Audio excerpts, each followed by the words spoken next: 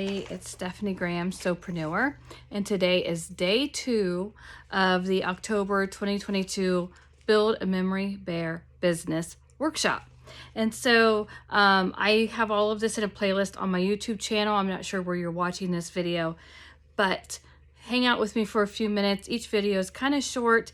They will be progressively getting longer, and then there will be handouts to go with it. So make sure that you're on the newsletter at sopreneur.com. That way you can get the handouts to go along with this. All right, so today is day 2, and so some of the first steps are to determine what products you are going to provide. So, you know, you might think of a memory bear, but there's all different kinds of memory bears, different patterns. You might even have your own pattern. That way you kind of stand out from the crowd, right? But there's other products to consider too. And so before you just kind of put the cart before the horse, so they say here in my neck of the woods, right? Let's kind of think about something first. Let's think about the first things first. And that would be kind of having a roadmap for yourself. I didn't have a roadmap when I started my memory bear business. And so it started out pretty quickly. And I told my story before. I can tell it again real quick in case you're new here.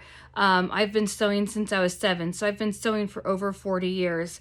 And it wasn't until I can't even remember the year now, like 2017 or 2018, when a stranger on Facebook saw me sewing an art doll. I make primitive art dolls, my own patterns and things like that. She saw me sewing and reached out to me and asked if I would make memory bears. She needed 5 of them for Christmas. I had no idea what a memory bear was, so I went ahead and hurried up and did a Google search and found out what it was. And I said, yeah, I can do that, never having sewn a teddy bear ever in my life. And so I've learned a lot along the ways. I did a great job with her bear. She's very happy. She's given me a great testimonial. I'm allowed to use her pictures in my marketing. And yeah, I learned a lot with those bears. Now, before I started cutting her fabric, I practiced on my own clothing and that some things that my mom had given me to practice. So that way I already knew. And like I said, I'd been sewing for 30 something years at that time. So I knew how to handle fabrics and things.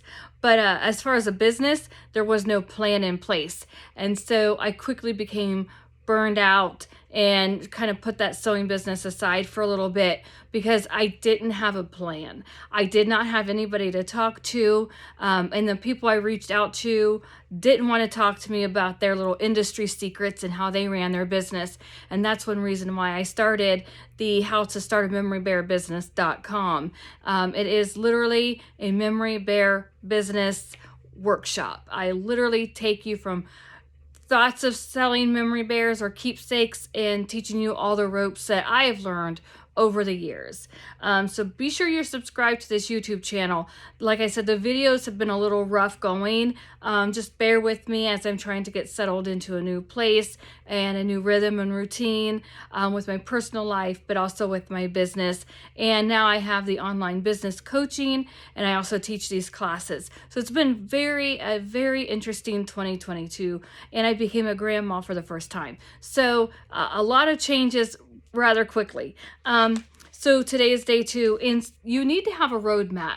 A roadmap you need to think of kind of like your business plan, but a little differently than that. And don't worry, I've got a business plan for you, and we will go through it together. That will be in the newsletter also.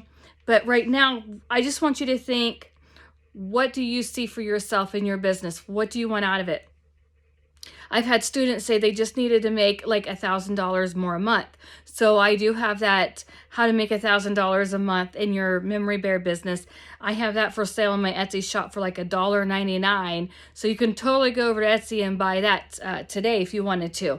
And then I'm the first person to ever write a book on the memory bear industry and how to make a business out of it. And that I have that book for a couple bucks over on my Etsy shop too as a PDF. So definitely check those out. I've gotten great reviews over those items, and hopefully you'll check them out. You'll make a purchase of it, and if not, still hang out. I'm sure you'll get a lot out of this. If you don't have a plan, then you're going to pretty much fail in your business. And that doesn't matter what business you're in. You need to have a business plan. And it can be, like I said, mine is a one-page business plan. Vision. What is it what do you want your business to look like? Think about, are you going to work from home? Do you have a studio in your house? Do you have a little studio in your backyard? Are you going to rent part of a co-op and set up your sewing machines and your embroidery and quilting machines there? Think about where you're going to work and how you're going to make that space conducive to the work that you're going to do. Think about, this might seem silly, but will you work close to a bathroom or a kitchen?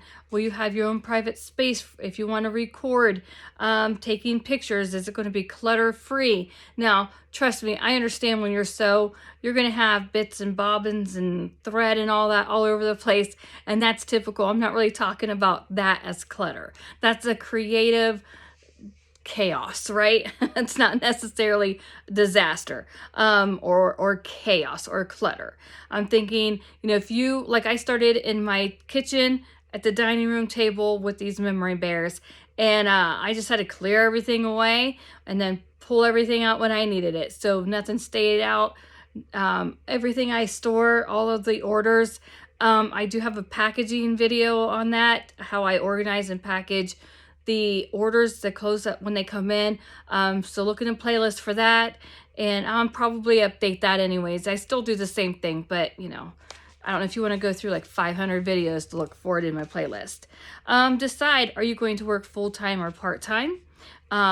You can't really just work anytime, because then that's just a hobby, and that can be a very expensive hobby. So think about full-time or part-time work. When are you going to fit that into your schedule? It's work because you need the money to pay the bills and for your insurance and things like that for yourself or your family. Do you want your sewing business to replace that income that you're making? Really, you want to write all of this out on your paperwork. Just jot it on a piece of paper. I've shown you the new journal that's for sale that I self-published through Amazon. That is something I write all my dreams and goals and part-time, how much income, that kind of thing. If you just want to make $1,000 a month sewing because you really don't need much of anything, you just want some fun money, definitely check out the resource in my Etsy shop. I break it down and give you some great ideas for that. What type of products do you want to offer? Yes, we've talked about memory bears, but there are hundreds of different animals you can offer. Maybe get really, really good at a certain stuffed animal and focus on that. What about the sizes? So memory bears, like I've said in day one, I have seen memory bears the size of a keychain, so about 1.5 inches to 2 inches that were hand sewn. Super cute. You could make dozens of those out of somebody's t-shirt, right? But then you've got memory bears that are like 3 to 5 feet tall, and that's because the person used almost an entire wardrobe to create that bear. So really focus on what you want, what products you're going to offer, and the sizes and options that you have. So hang out with, so once you decide on your product line and the different types of options that you're going to have with that, then you want to think, okay, do you eventually want to expand from that, or do you want to be a one product business? One product is, that's still a successful business. You just have to decide what you want. So this is all in the pre-planning, planning phase. And then let's see what else we have on our notes. What do you want to be known for? When somebody thinks of a product or service they need, you want that person to automatically think about you and your company. So what is it that you want people to know you for? Is it for a unique style of memory bear? Because remember, Just like there are dozens of different sizes of memory bears, there are dozens of styles also. And don't worry, there is plenty of room in the memory bear and keepsake sentimental sewing business arena for everybody. So get good at one or two things and then build from there. So again, we can go in more depth over that, but really you just need to know what it is that you want to start with. What are you comfortable with doing? Then when somebody thinks about a certain product, you want to come to their mind. You want to come, right? You want to be at the forefront of their mind. That's what I'm trying to say. You also might want to be known for your unique keepsakes or the specialized personalization that you offer. Maybe you've created your own digital font and you're not going to sell that to anybody. And then that's one way to stand out from the crowd. Now, make sure if you're going to start a memory bear business or keepsake business, I use those interchangeably right now for simplicity reasons. Make sure you do your keepsake business research. We can go in more depth on the research if you would like to, but something to keep in mind is knowing who you want as a customer. Not everybody is going to be a good customer for you. And you aren't going to be great, the perfect one for everybody. Because people shop with personalities, for some people don't get my personality, right? So they don't want to deal with me.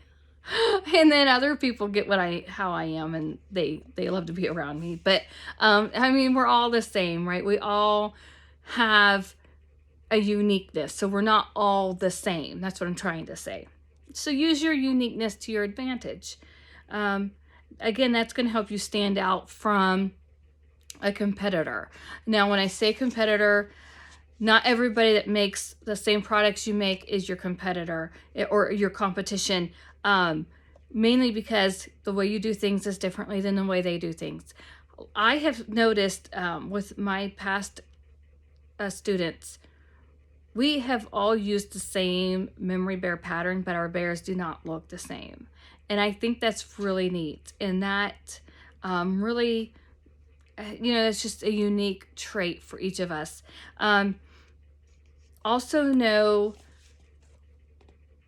and I don't want to try to jump into another topic today for day 2, but in part of your planning or pre-planning, decide where your customer lives, like your best customer. Where do they live? Are they within a 20-mile radius of you, 30, 50? I understand that you might want to take orders from all different states and around the world, but that's not always the best decision to make in this kind of business. And we can talk about that again more in more depth when we really go over the one-page business plan for a memory bear business and memory bear keepsake business. But if you're just starting out, really consider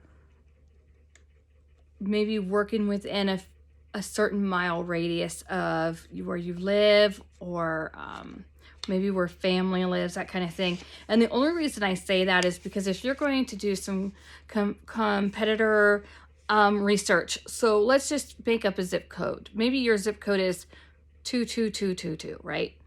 And within a 20-mile radius, maybe that zip code is 22234. There might not be any service providers that offer what you offer, but there's going to be customers within that 20-mile radius. As a new business owner, you might want to just really focus on trying to reach those people within the 20-mile radius so you can begin to build your business and really get your system and processing and how you process orders. Completely new to business in general, start local and then learn to expand. And that's, again, if you don't want to expand, you don't have to. It's just something for you to think about as you're in the planning process. So where do you start with all of this, right? Well, you start by subscribing to my Sewpreneur.com newsletter. And you start by subscribing to my YouTube channel and ringing the bell for notifications. And then from there, ask your friends and your family. Even if they don't live around you, maybe you're on Facebook or LinkedIn or Instagram, reach out and say, you know what? Make sure you have a prototype to show them. Use your own clothes or go to the secondhand store. Get used clothing. Don't buy anything new off the rack.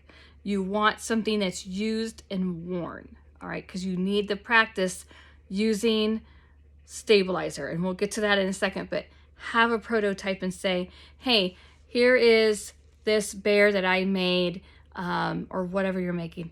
I want to turn this into a business. Do you know anybody that would be interested in having a keepsake made? Think about your connections already and maybe get some ideas. Now, my family, I don't know that my family ever even knew about a memory bear. I'm just going to be honest with you.